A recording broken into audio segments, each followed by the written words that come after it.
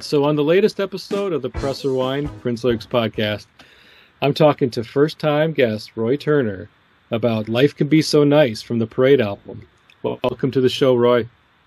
Thank you, sir. I appreciate it, Jason. Thank you for having me. What a chance to talk Prince anytime, but especially about this specific track. And I have very much have enjoyed your participation with the threads that we've been doing. And so for us to have a chance to finally talk somewhat face-to-face is something I'm looking forward to. So thank you.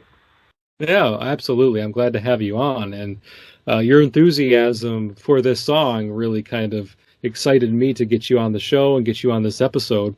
You know, first of all, as a first-time guest, my listeners don't know who you are yet, so I would appreciate you maybe introducing yourself and then maybe a little bit of a background of your connection to Prince and how you got into his music as a starting point. Sure. Yeah, you know, I talk a little bit about this on my own show. So who I am is, my name is Roy Turner. I am a filmmaker. I'm also a fellow podcaster. I do a show for iHeartRadio called Tricky Kid Radio.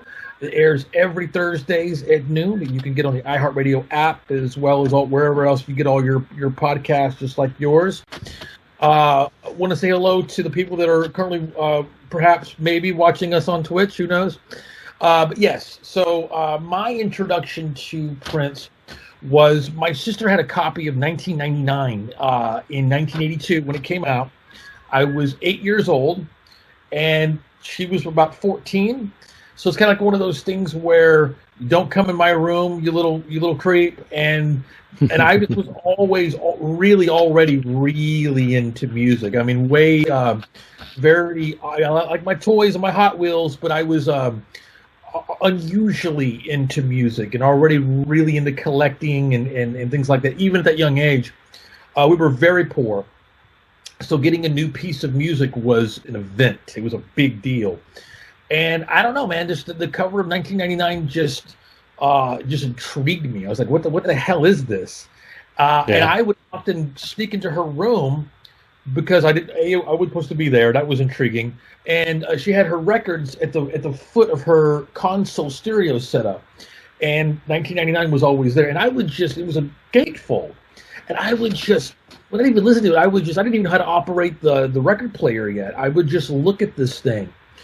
So then that summer, around that time, that's when you started seeing, I could see a visual compared to what I was seeing. And this is where the Little Red Corvette video was everywhere. And it just kind of took over our life. It was my connection to her. And, you know, we later on, of course, we were very close. And poverty tends to make people bond. And Prince was a soundtrack to all that, the good times, the bad times, and it just became our thing. It was my connection to my sister. Okay. My story is, you know, from the timing standpoint, very similar. I'm getting into Prince around the 1999 era, Little Red Corvette, single 1999. So we pretty much started our love for Prince about the same time. Cool. Which That's is awesome. You know, kind of cool. Which may also make sense since we're about the same age too. So right. I mean, sure. Logically. It would hit us around that same time, right? Yeah, exactly. At a young age, I was really into music as well. So, you know, just something new and exciting, and that's what Prince represented to me, and I mean, obviously to a lot of people. So, very, very cool. But there was something very rebellious about it. And on one hand, you know, I'm a total nerd. I was the kid who won all the spelling bees and did really well in school. I wasn't somebody who hated school and hated going. I was somebody who loved going to school and did very well. And in spite of us being very poor, obviously there were some challenges because, you know, I didn't have the cool clothes and all that bullshit. But it didn't matter. I never resented my mother for it. I was grateful for what we had. And music was a big part of that. So for me, being into Prince and listening to Prince, and looking back on some of those lyrics, like I can't believe that she allowed it to happen. But maybe Yeah. it's funny because she was younger than I am now. My mother was, I guess, in '84 or when Purple Rain came out, which was really when the explicit stuff kind of started really kicking in. I was 10 and my mom, I guess, was 40, which she was younger than we are now. But I just remember like going to school, and that made me feel cool. I wasn't interested in trying to be cool with or to the people at school. This Prince thing, this connection, made me feel very powerful and kind of like I was in on something that maybe they weren't in on. Yeah, I can understand that. The Purple Rain era for myself was the time when my enjoyment of Prince's music and my kind of adoration for his aesthetic and the kind of look he was putting out there in his music videos reached the mainstream. I mean, it wasn't just me anymore, or just me and my sister. It was, all my friends were totally Purple Rain mania, and we're talking about the movie, even though none of us had seen it yet because we were too young. Right. So in our mind, we imagined what the movie was like based off of the music videos only. So we had to just kind of pretend we had the script in front of us and just make up our own story. It involved Prince on a motorcycle and some pretty girls, really. Yeah, right. But you said you had an older sister as well? Yeah. It was her purchasing the 45s to 1999, a Little Red Corvette, and then me listening to them. How much older than you? She's 5 years older than me. So almost the exact same thing. Nikki is 6 years older than me, and actually 5.5. So almost identical. That's a really cool thing. You mentioned about Purple Rain, and this is where we can get into the life can be so. What we're talking about here is a little bit. I'll let you intro that, but it was. I remember, like you said, we went to the theater to see. My parents were divorced, so my dad would pick me up every other weekend. And what he would like to do was go to the movies, and it's also the easiest way to entertain, a young kid. We can just kind of be chill for a few hours. Even though I was very quiet, I was not the extrovert that you see today. And so we went to go see Purple Rain, and the reason why we couldn't get in was because I was too young, because he was more than willing, which is crazy to think about too, because it was sold out. And so we ended up seeing I think it was like Star Trek 3 or something, I don't know. But anyway, Purple Rain, like you said, now it was not my thing. It was everybody's thing. But I'm not one of those people that rejects that. The kind of the punk rock revelry thing where suddenly people are into the band you're into. Suddenly it somehow makes you dislike the band in some way as a capricious, youthful person. I've never felt that way about things. I'm the kind of person where I want my friends to succeed. I don't feel competitive in that way. But so something I like gets popular, yes. But where it started to kind of die down a little bit, as we all know, is that around the time we went through that left turn of Around the World in a Day, and that really became my sister's. Like to this day, when we talk Prince, that for her, for whatever reason, became her thing.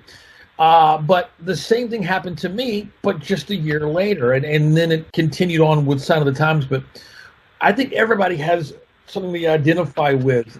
If you're a lifelong fan like we are, that was there when it was going on.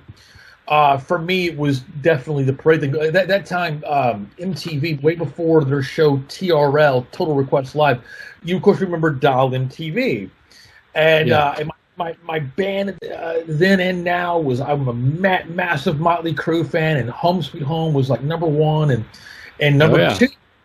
And going back and forth was usually either Home Sweet Home or at the time it was the Kiss video. Now, I wish I could claim that I owned the Parade album then, and I didn't. The only songs I knew from that were what MTV was playing, and we were very poor. I didn't get it until a few years later. And it was after I saw the Under the Cherry Moon movie and all that. This was a few years later, where that's when I was there. I knew more about music. I didn't have any influence other than just my own desires. And when I saw The film, like I said, there's that scene where he's sitting behind the steering wheel. I don't want to get ahead of here if you guys think you want to intro there, but No, actually, that's fine. Let's talk about that because that's a very interesting part of the.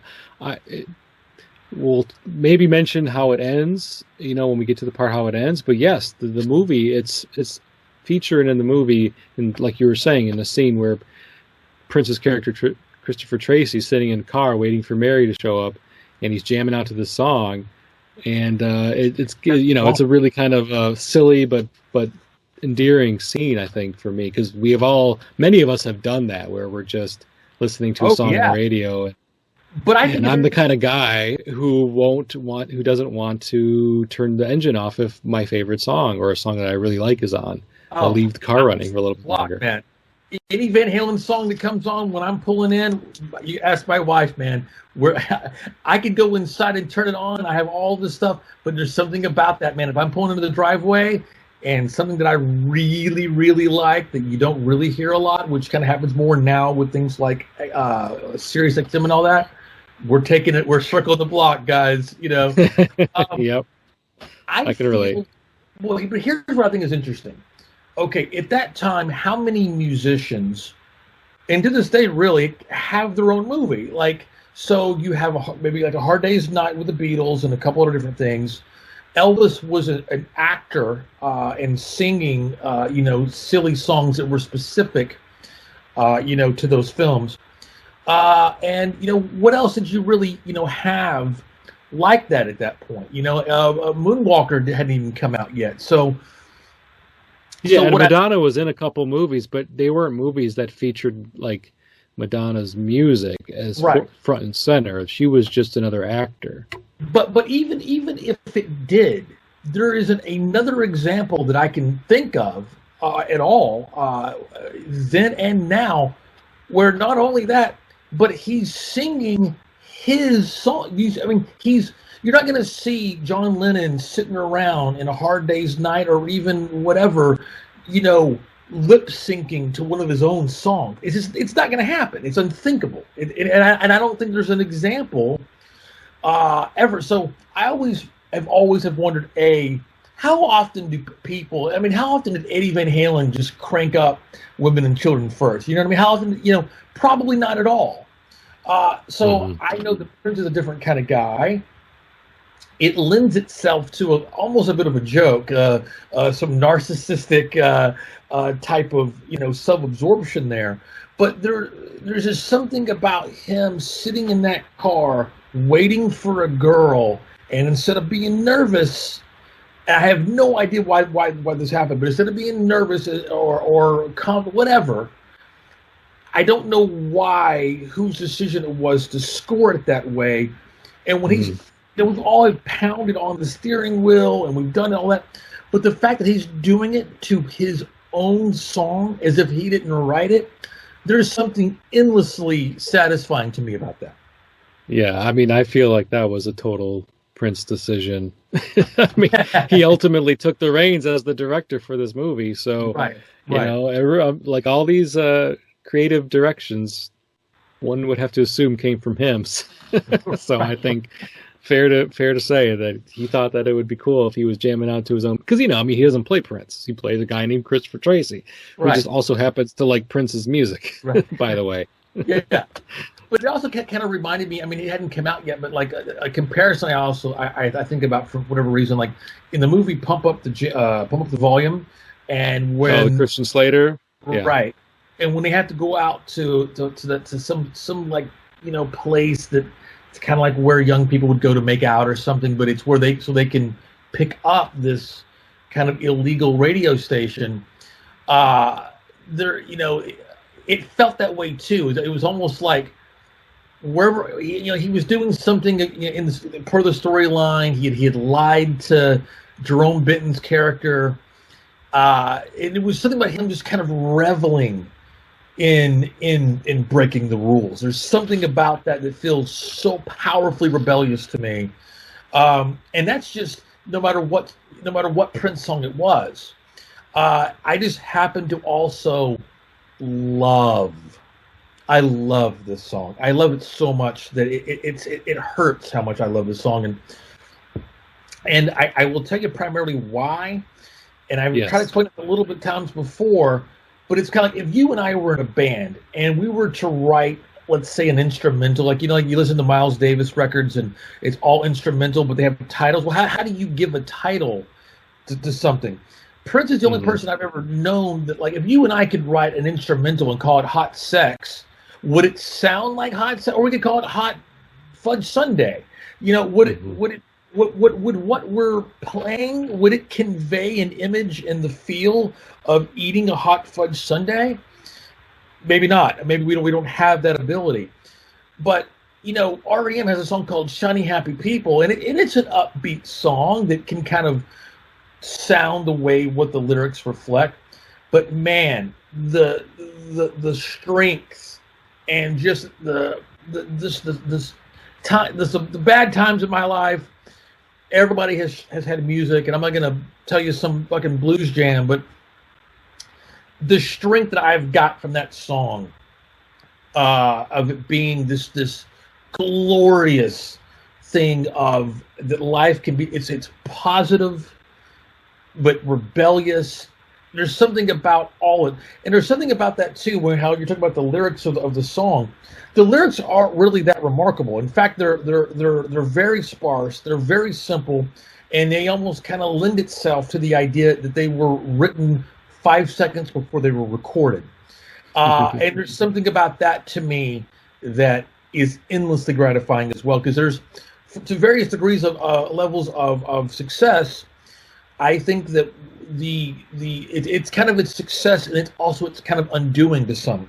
For example, on the record, it's clear, and it's absolutely well documented that a lot of that stuff he recorded all by himself on the fly. A lot of what you're hearing is one take, maybe a second take, and the lyrics reflect that in a good way, in a great way, not in a oh well, he really didn't think too much about the lyrics.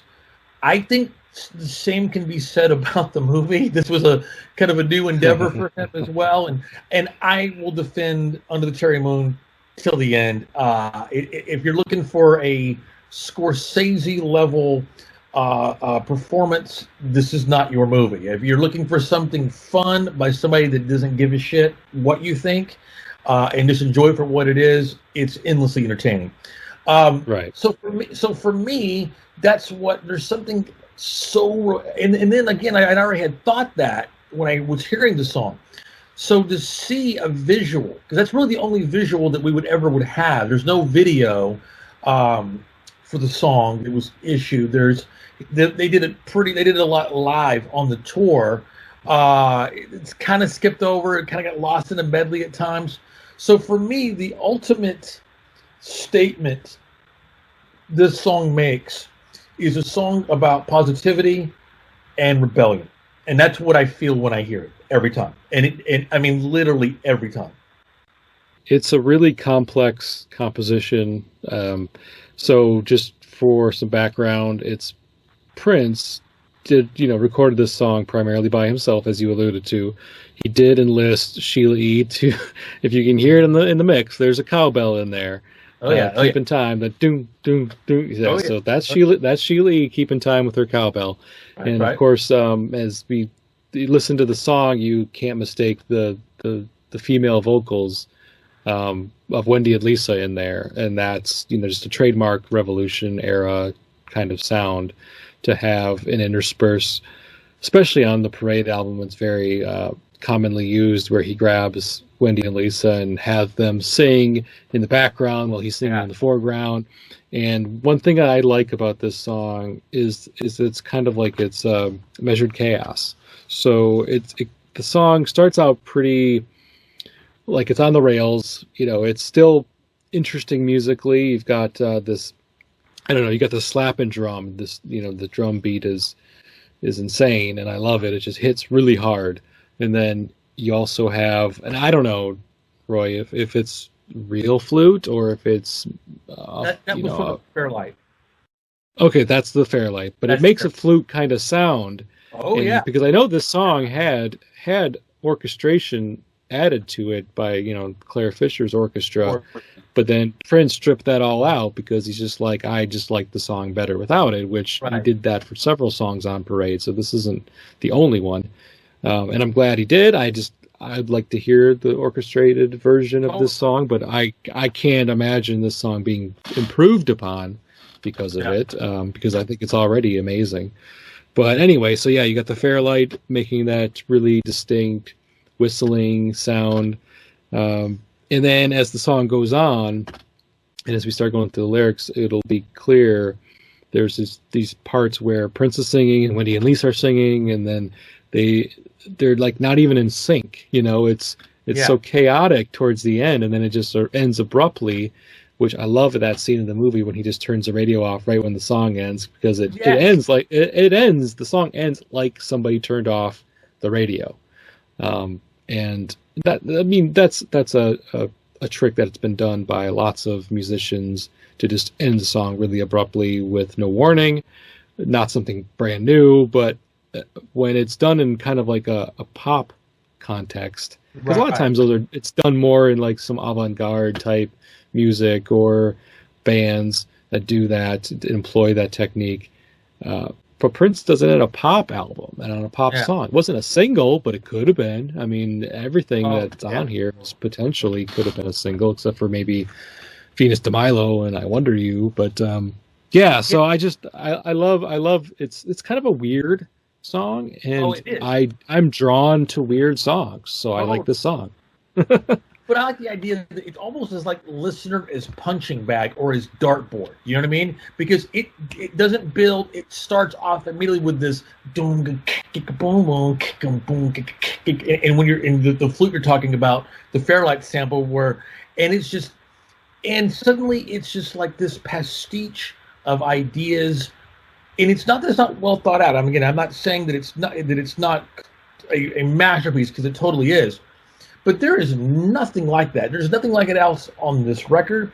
There's few songs I can say that are. It's kind of peerless. Most of his songs, a lot of his songs are peerless, but this seems to be there's something else there, and I think he thought a lot of the song too, and that's why I like the placement of it in the film, because it doesn't lay over a scene. It's just him alone with the song. It's almost kind of like, okay, that was for me. Turns the radio off and gets back to business. Yeah. That's a good when point. It comes, when it comes to the lyrics, though, let me just say this is real fast. Like think about this just for a second, okay? So it starts off with this. This morning there was joy in my heart because I know that I love you so. Scrambled eggs are so boring. For you're all that I want to know. Like, what the hell? What the hell does that mean? Like, you know what I mean? Like something. This is random, apropos of nothing.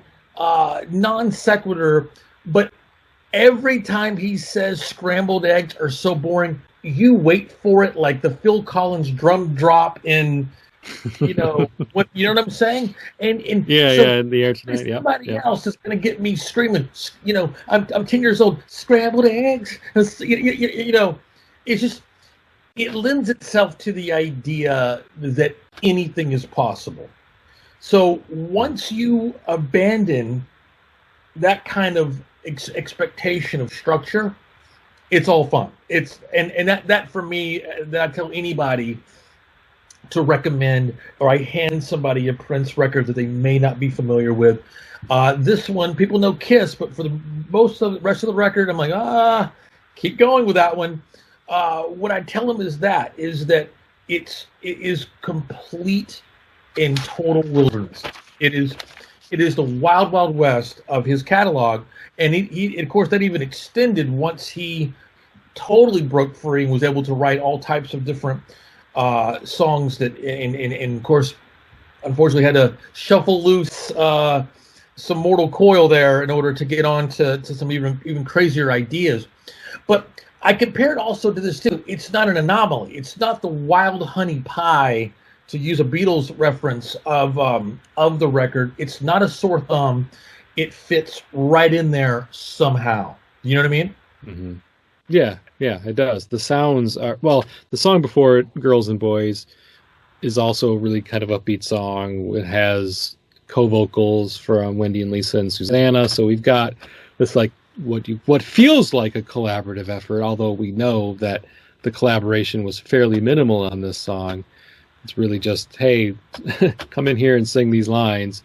My Sheila, keep time with your cowbell, and I've got the rest. Don't worry about it. So Sure. it wasn't quite as collaborative as it may come across, but it does fit in completely, and also with the use of the Fairlight samples and the drum that he's using on this song kind of matches up very similarly to the sounds of the first 4 songs off of the album. So sonically, it fits in to me as well.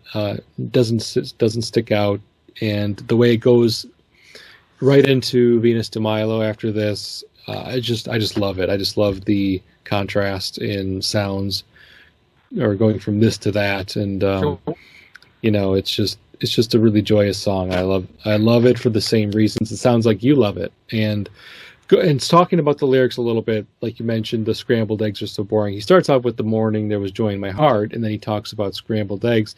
So I just keep getting these thoughts that he's just got like this morning theme going in his lyrics, and he just wants to inject little subtle glimpses into that idea. Not that, it was a really fleshed out lyrical plan that he had, that he was going to do this. It's just more like, I talked about it this morning. So what's another thing that people associate with morning? Breakfast. What's a very common breakfast food? Scrambled eggs. Yeah. And then in the next grouping of lines, kisses never lie when delivered with milk from your lips. Morning glories never cry. My love for you, baby, drips. Yes, like you just mentioned in the first 4 lines, these also seem to just kind of be non sequiturs, random lines. The only thing I can think of with the milk again, and thinking of breakfast, putting milk on your cereal, or having a tall glass of milk with your scrambled eggs. Remember that milk was delivered and not by Amazon. It was, people younger than us may never even heard of the milkman, but milk was delivered back in the day, and I found that connection cool, but I just always thought it was just so ballsy without effortlessly. He's not even trying to be ballsy by just saying those lines that shape that image that expresses that thought and that feeling. And for me, however, I guess probably my favorite line, and I'm glad that it was sung like by Wendy and Lisa as compared to him. There's something about this. But the line where he says, no one plays the clarinet the way you play my heart. For me, that's a roadmap. Because for me, it was kind of like, okay, if I meet somebody, if I meet a girl, and she doesn't make me feel like that, it's a tall order, right? It's a high expectation. But all kidding aside, it kind of informed me of kind of like what I was looking for, or what I was supposed to feel, or what I wasn't going to settle for not.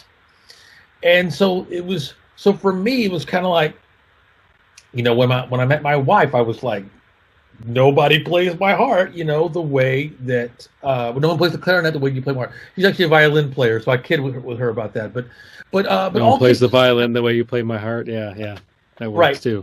Yeah, and so I joked her. I said, if she does something clever, I always say, Jocelyn, nobody plays the violin the way you play my heart, right? Okay. But I always imagined like feeling that way about somebody. And as a young person, I don't know, there was something that Alicia Keys said that really spoke to me at the induction ceremony. She said a lot of great things. But the line where she said, because of Prince, I never wanted to be anybody but myself. And that was something that I actually, before I long ever heard her say that, had said to myself. So when she said that line, it was almost an out-of-body experience, because I literally would say those words to myself, almost like a hymn, almost like a private prayer almost. And so when she said those words verbatim, it was very powerful for me. And the lyrics for me specifically echo that emotion to me, because it was just kind of like, when I hear that, it's kind of like I'm inspired by this, but I'm primarily inspired to do my own thing. And so therefore I'm not gonna settle for this. I'm not gonna compromise that. I'm not gonna, and so that's why I grew up to be an eccentric weirdo, because I was exposed to such great stuff at a young age. But it's also one of those things too, man, where it hits every time I hear the song. And I do this kind of weird kind of game with myself where I don't let myself hear it that often. I'll tell you right now, I mean, you can't see it, but there's a whole, I got the Wheels of Steel right over here. Again, obviously I'm a DJ and have the whole setup over here. There's the, Parade album on vinyl right there, original pressing. I might bring it over so you can see her in a second, but I don't put it on that often, because again, when I do, it's an event, and I miss the idea of the album where you listen to the whole thing or you don't even bother. And I'm not going to go off on some tangent about how, sound quality and the Google machines and Spotify versus, my trusty turntable. I'm not one of those snobs, okay? But it is one of those things where if I can't listen to it in that capacity, then I'm not. But it's also kind of a thing too, where it's kind of like I don't want to get burnt out on it, or I fear that, or whatever, or my emotions have to lend itself to that, and then because it is a very emotional. As much as I love it, it's also exhausting for me. That's just the kind of person that I am. And it's just how much the song specifically means to me. Unfortunately, right before he passed, I think we'll say maybe like a year before, don't quote me on this, I could probably go to set list. You know what? I'm going to do that just real fast. I think it was, let's see here. Just very quickly, let me be a nerd and tell you what I'm talking about here.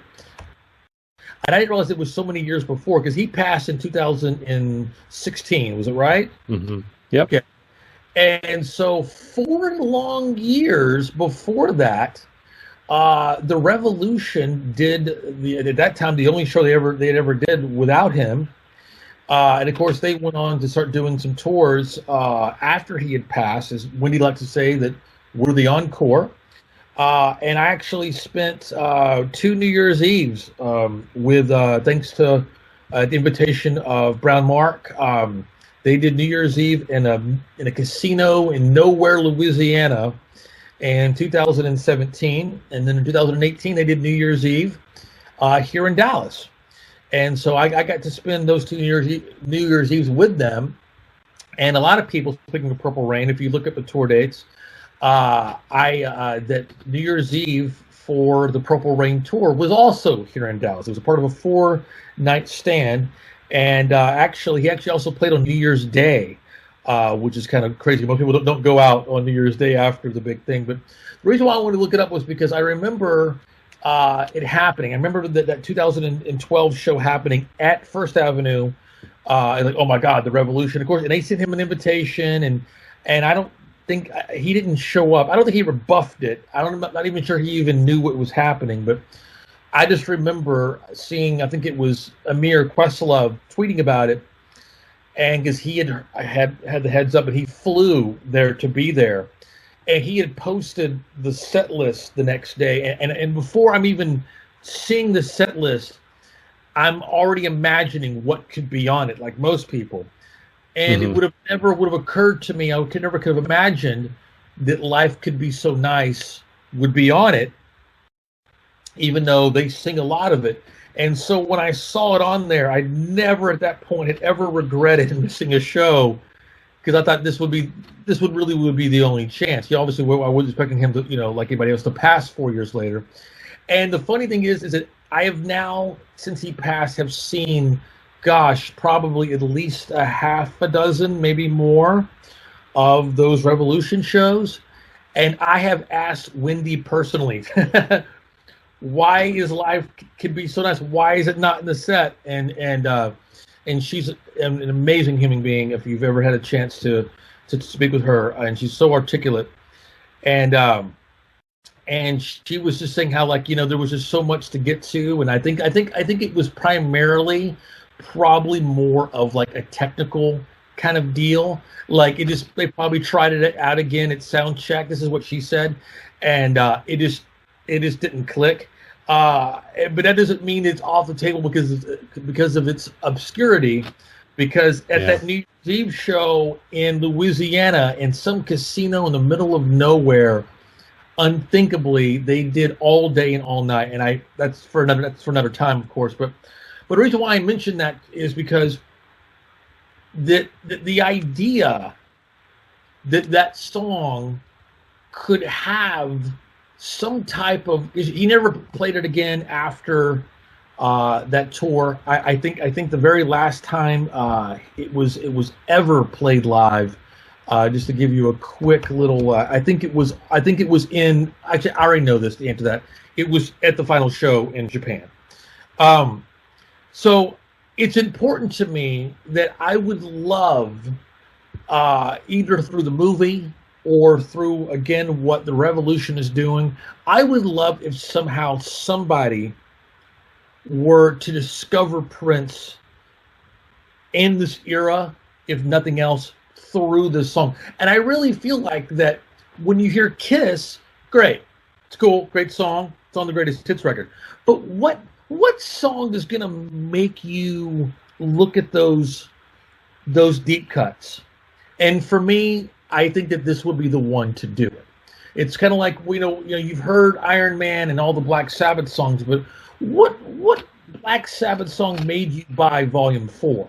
You know what I mean?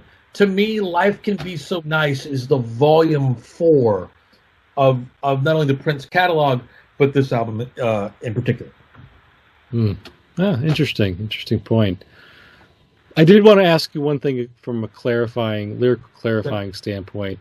So you mentioned the line, "No one plays the clarinet the way you play my heart," which is, the song for me is a collection of great lines. They make up the lyrics, but the lines that are memorable to me are the scrambled eggs are so boring. I like kisses never lie. I really like that line. In the chorus itself, which is "Life could be so nice, it's a wonderful world, sweet paradise," and then they just say paradise. They truncate that to paradise later on in the song. Right. Kiss me once, kiss me twice, life can be so nice. So I like the kiss me once, kiss me twice. I don't know why, I just like the way that sounds. But then after the "No one plays the clarinet the way you play my heart," the lyrics I'm looking at say, "I comb," like combing your hair, "I comb 1,000 different ways before I even start." But I always thought he said, "I come 1,000 different ways before I even start." It's definitely come. Okay. That's what I always thought. But the lyrics I'm actually looking at say comb. And I'm like, that doesn't make, not that "I come 1,000 different ways before I even start" makes a ton of sense. But it makes more sense than "I comb 1,000 different ways." Okay. Well, good. But here's what I think also. I love the idea, and there's something else you don't see in other songs. Most people, not only does he say, "Life can be so nice, you're so nice."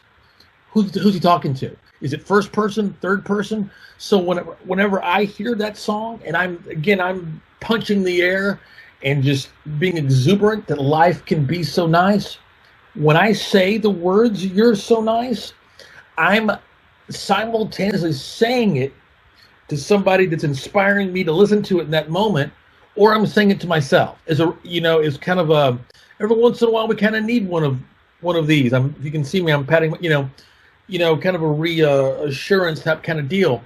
And I get a lot of strength out of that. I get a lot of power out of that. And then when you said, I love how you said, "Kiss me once, kiss me twice," that means more. That means infinite. It's like, kisses never lie when they're delivered, and kiss me once, kiss me twice, life can be so nice. I mean, it's just a song that really kind of exudes a lot of joy and happiness to it. and it's being told through like kind of a what seems to be on the surface a song about maybe love or a relationship, but to your point, you can apply it to a lot of different ways, as like self-help almost, and Totally. and just looking at it just from what a wonderful world standpoint. Like life can be so nice when you have this, and you have just waking up in the morning with your loved one, or you got the morning glories in Right. spring, and just all these things that make life worth living, that make life interesting, and the music definitely makes life interesting to the song for sure, even if some of the lyrics seem a little like they're off kilter or just not quite as coherent as maybe some of other songs. But I just Yeah. love the collection of lines that they are, and how it's kind of developed and presented to us as the listener. I feel like I like what you're saying, that like life can be so nice. I never read it or ever felt it, even if it was the intention, that life can be so nice if life can be so nice if you have these things or this, that, whatever. It's like, to me, it's unconditional. Life can be so nice, and it's asking you to choose it. Like life can be so nice if you choose it for it to be. Life can Mhm. be so nice. You're so nice. So what are you waiting for?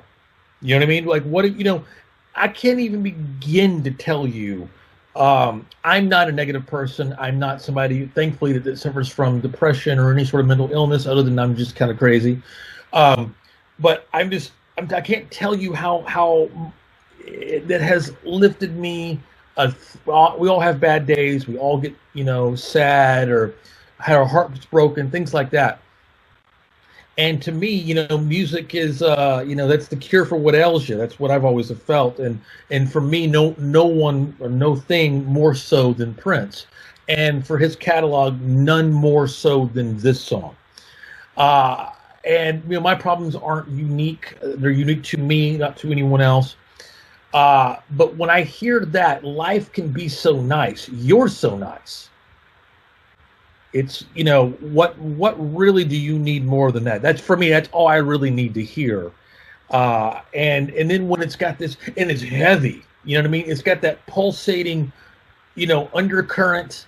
It's not the slow, sweet, patronizing thing. It has a very much a get up off your ass. Life can be so nice. You're so nice. Come on, man. And so for me, again, it would be impossible to exaggerate or underscore the motivation, the inspiration, and just the strength that I have been managed to, and still manage to draw from this one song. Yeah, yeah, I like that. I like the way that you kind of approach the song and how you embrace it and interpret it in your way. I think that's a beautiful way of doing it. And while if somebody could just look at the lyrics and listen to the song and really dig, its musicality, dig, the lines like I did, but then to take it internally and apply it in the way that you're describing, just adds a new layer to the song. I think new layer, because as much as I love this song, I've always focused on the music for this one. And, Okay. and the lines that I've mentioned, the lines that I Sure. really Sure. enjoyed, Yeah. and can definitely remember, long after the song is over, the lines that just stick with me. But yeah, I really do think that the way that you approach the song is beautiful, man. It's Well, great, and thank you. I appreciate you sharing that with me. Thank you for giving me the chance to. I appreciate that. And the only thing I wanted to Yeah, add was that it's kind of like, think about the song Tambourine, okay? Like you said, you kind of focus more on the music versus the lyrics with this particular song. So, but think about this. For me, Life Could Be So Nice. The reason why it's so powerful, because it's both for me. It's a 1-2 punch. Like the song Tambourine, I like how weird it is. It sounds weird. It's a weird song. And you have lines like, what is it? Trolley cars that juggle 17. Like, what the heck? Like, yeah, that, he needed, it's like a deadline. Here you go, I just need something that rhymes. It's like a Beck lyric or something. And I love saying trolley cars juggle 17, but only because it's fun to say. It's like the Pixies' "Monkey Gone to Heaven." It doesn't mean anything. It's just fun to say. So for me, tambourine is fun and it's awesome and I love it, but it's just good fun. Life can be so nice. Man, what a heavy thing that is, and what a gift it is. And so for to me, that's the greatest gift of his catalog for me is the song, and I love it that it's a microcosm of a greater macrocosm, which is that whole era. Because, like, for example, like number 2 on my list of probably songs that have given me probably so much, believe it or not, is actually the song "Money Doesn't Matter Tonight" later on in Diamonds and Pearls. Overall, Diamonds and Pearls isn't one of my favorite records. It's not even my 10th favorite record. It's just that one piece of that. So I love it. You know what I'm saying? That that like life can be so nice is just that microcosm and this greater macrocosm of all of my favorite shit all together. Whereas Diamonds and Pearls, great record, love it, great stuff. But it's just that one little sliver for me. The rest is, it is what it is. It's fun, but it's not something that I can honestly say that I have an urgency or that resides somewhere in my emotions that I need beyond that one song. You know what I mean? Yeah, I do. So what do you take from some of the lyrics towards the end of the song when he's singing and Wendy and Lisa are singing behind him? So you got like, and these lyrics honestly are kind of sometimes like, depending on how your brain works, you almost have to focus on one's vocals versus the other, because if you're trying to listen to them simultaneously and then comprehend them, it's not easy. It truly isn't, because you've got Prince singing lines like "shivering madly in your embrace," and then behind him, and not even like in sync with him, Wendy and Lisa are saying "shivering madly in your embrace is better than a trip." And then Prince says "better than a trip," and then Wendy and Lisa say "morning glories never cry, my love is just a drippin'." And then Prince says, "Morning glories crying in the rain." And so they just keep going back and forth like that, saying these lines. And I don't know, for me, I have to almost like teach my brain to just focus on one or the other in order to really kind of hear what they're saying. Otherwise, it's more of just using voices as an instrument and just kind of as a sound collage, I guess, for lack of a better term, to build up or to amp up the the intensity of the song as it starts to reach its climax. So I don't know if any of those lines jump out at you, or if you're kind of like me and kind of focus on some of the lines we've already talked about. Well, I'll tell you this. I don't want to be a spoiler, but I'll tell you what my thoughts are, and then I will line that up with what Wendy said to me about this, and which will also limit why this song really doesn't work in a live setting. Okay, is one, my emotions are, I can't imagine, even if it was, I can't imagine that vocal track done in more than one take. I don't take any of that stuff seriously at the end. I think what it is, because if you look at it, all it is they're repeating the lyrics in a different way from the first line. From the first line. Yep. Morning glories never cry, scrambled eggs are so boring. They're just repeating it. I think your mama, you're all I want to know. Yeah. Exactly. It's all it is. So it's just they're going back and forth with a little bit of play. That's all it is. It's not anything deeper or more serious. He didn't have any more lyrics. Like I said, the lyrics themselves seemed to be very kind of rushed, or just but in a good way, in a very good. Here we go. This is something I'm feeling today. Here you go. So there's that. Was again why the song really doesn't work that well live, is because that whole coda isn't something that is what you would say installed into the song. It was never ever, like when you hear the song even live, they're going to do the first verse, they're going to do the chorus, and all that. But that ending part, man, different every time. Any live footage that you've seen from the Parade tour where they actually did Life Can Be So Nice, that ending part was never taken seriously. It wasn't even remembered from how they laid it down. It's not what you call Sure. installed. So that's another reason why I don't take it very seriously. And I think it was just a way of like, you know what? We actually don't have an entire song here. We don't have another verse of lyrics.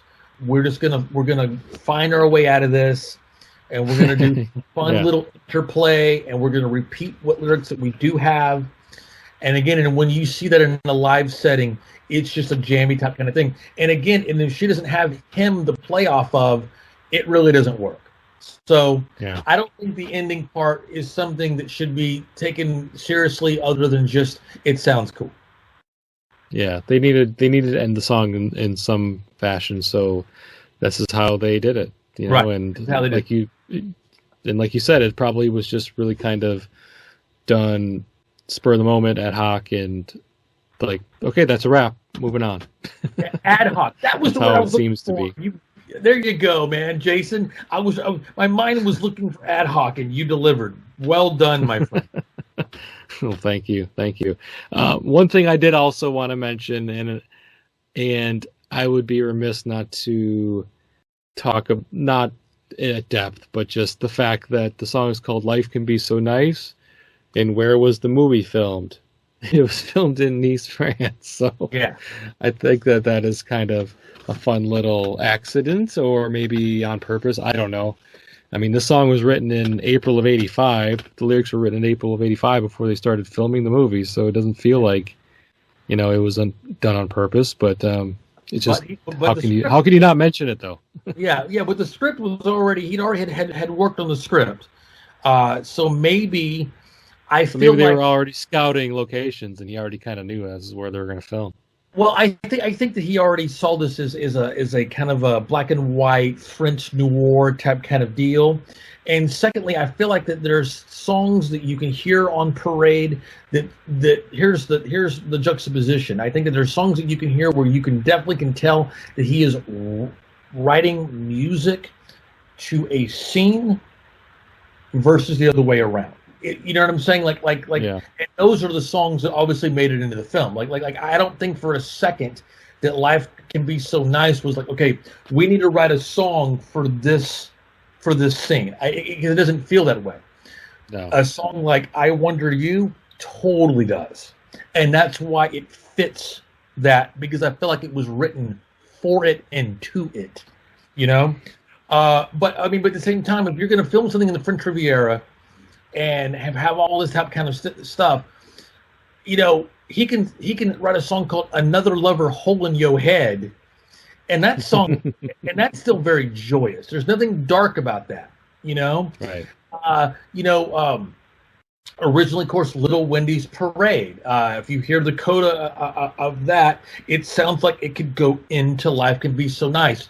I feel like if I get this correctly, that he worked on a couple other songs the same day that they started working on this, and there's not any similar to the Peerless song, but in terms of the mood of things.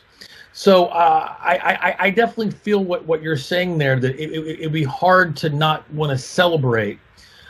And I love the instrumental that Alec Dupree, and then they're doing that waltz on the boat, on the yacht, and all that, and just great stuff, man. You know, at my wedding last year, I got married in 2019.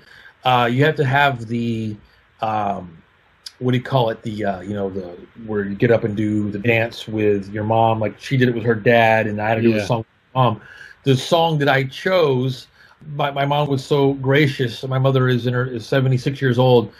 And that's what we did. We got up and we actually did the dance. Not exactly like how you see it in the film, but I put together a little something that was in our wheelhouse that we danced at Alec Dupree. And as we came down the steps at our reception, it was to Christopher Tracy's Parade with the pounding of the drums at the very beginning.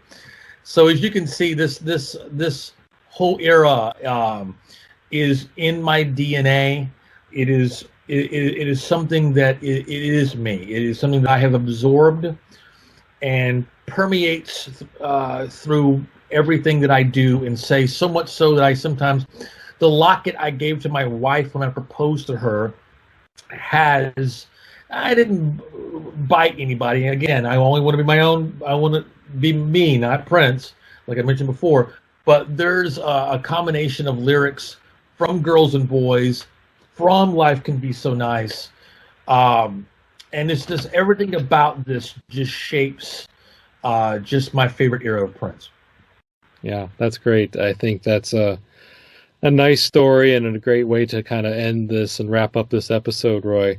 Do you have any other comments you wanted to make about the song that you haven't touched on already? You know what? I think that we covered it pretty well. I did want to say, like, again, for, I can't imagine anybody that's watching or whatever, maybe not, I hope so.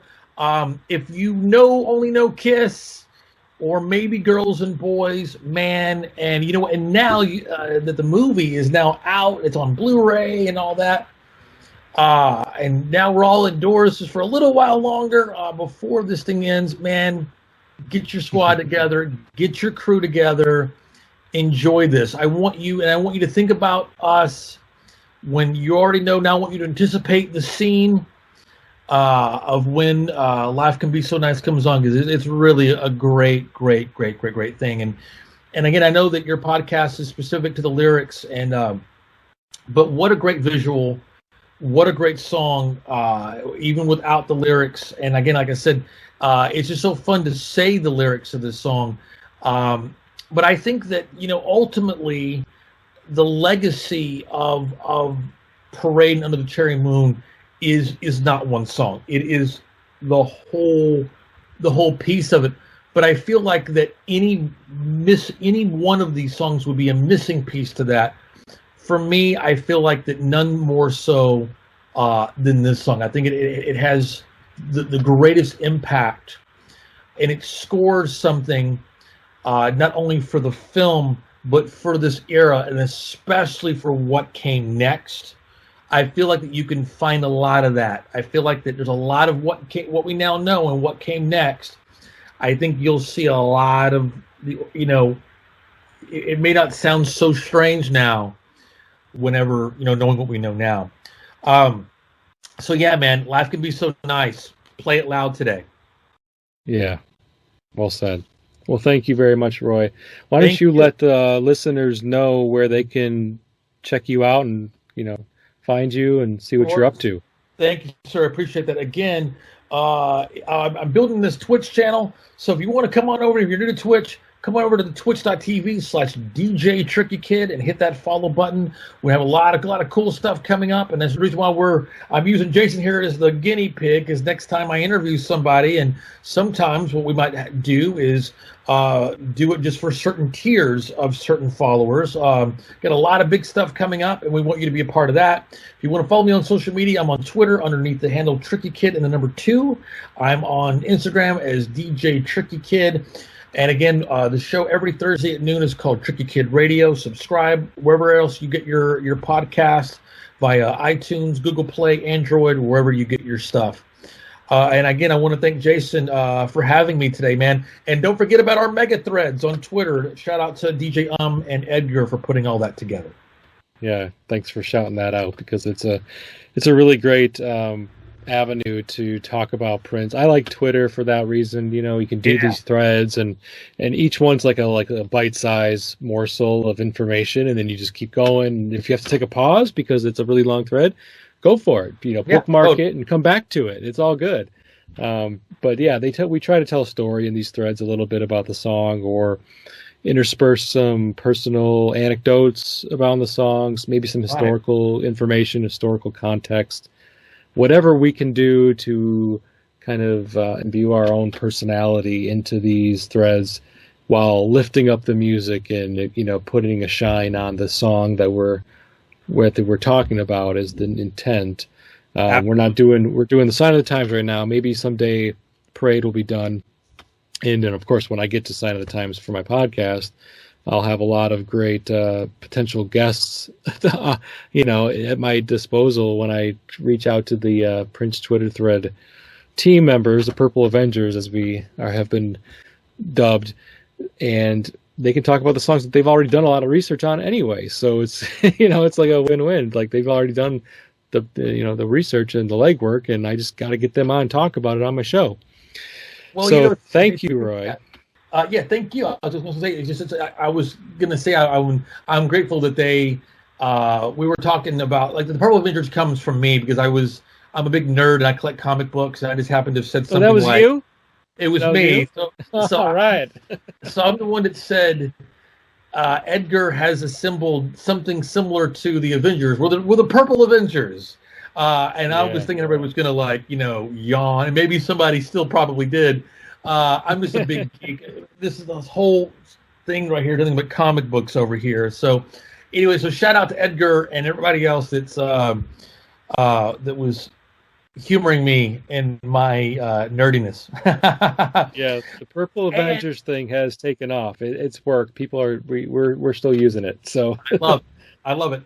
And I actually did something as well. Whenever I did the song "It," I have if you read my thread on it, I actually interviewed Alan Johannes, who, that name doesn't immediately jump out to you, if you know who Queen of the Stone Age and who they are, he's a major part of that and part of the whole desert sessions and the Southern California desert thing that spawned Caius in Queens and all that.